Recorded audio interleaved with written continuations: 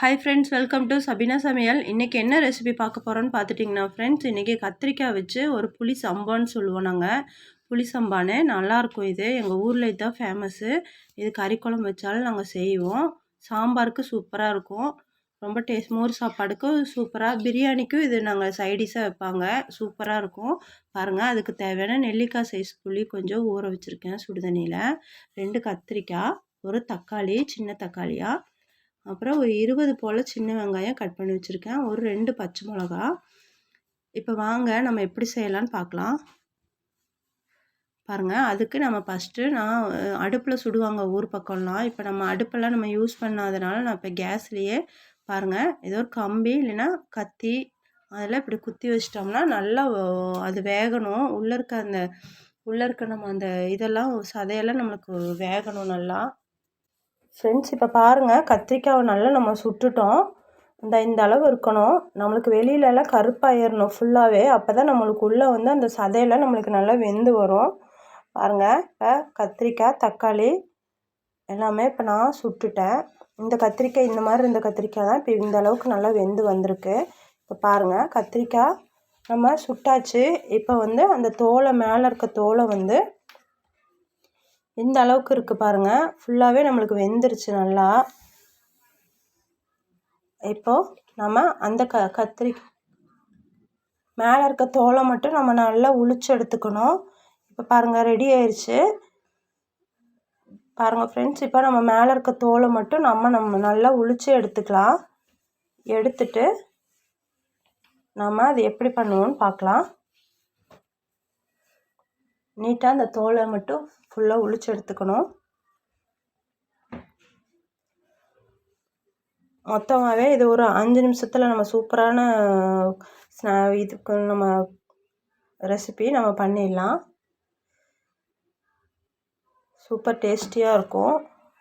சாம்பாருக்கெல்லாம் சரியான நல்லா டேஸ்ட்டாக இருக்கும். கறி குழம்புக்கும் நல்லாயிருக்கும்.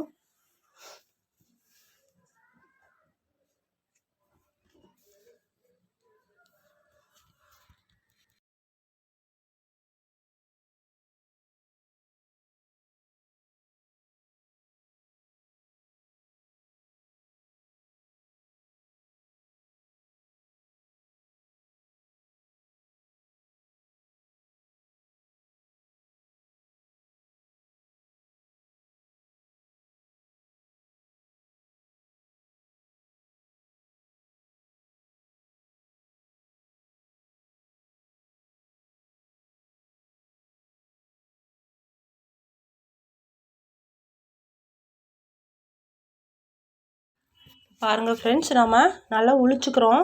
மேலே இருக்க தோலெல்லாம் ஃபுல்லாக நம்ம உளிச்சிட்ருக்கோம். அந்த கருப்பெல்லாம் எதுவுமே இல்லாமல் ஃபுல்லாக உளிச்சுக்கணும். உளிச்சிட்டு நம்ம நீட்டாக இப்போ நான் கழுவி எடுத்திருக்கேன் பாருங்கள். இந்த அளவுக்கு இருக்கணும். நம்ம மேலே இருக்க நான் நுனியே கட் பண்ணிவிட்டு இப்போ நம்ம இது நம்ம கையில் தான் நல்லா பிசையணும். பிசைஞ்சால் தான் நம்மளுக்கு நல்லா மசிஞ்சு வரும். பாருங்கள் ஃப்ரெண்ட்ஸ், இப்போ நல்லா நான் பிசைஞ்சு விட்டுக்கிறேன். பாருங்கள், எல்லாத்தையும் நம்ம நல்லா பிசைஞ்சுக்கிறோம். பிசைஞ்சு தக்காளியும் சேர்த்து நல்லா பிசைஞ்சுக்கணும். அது தோலெல்லாம் வராது, ஏன்னா நம்மளுக்கு நல்லா வெந்துருச்சு.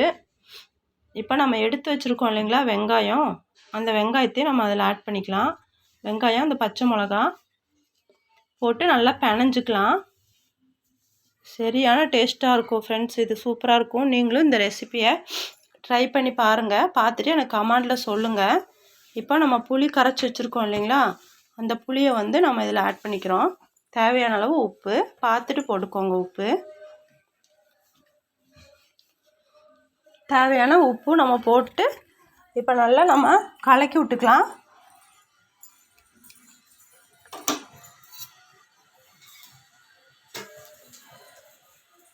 பாருங்கள், அவ்வளோதான், நம்மளுக்கு இந்த ரெசிபி ரெடி ஆயிடுச்சு.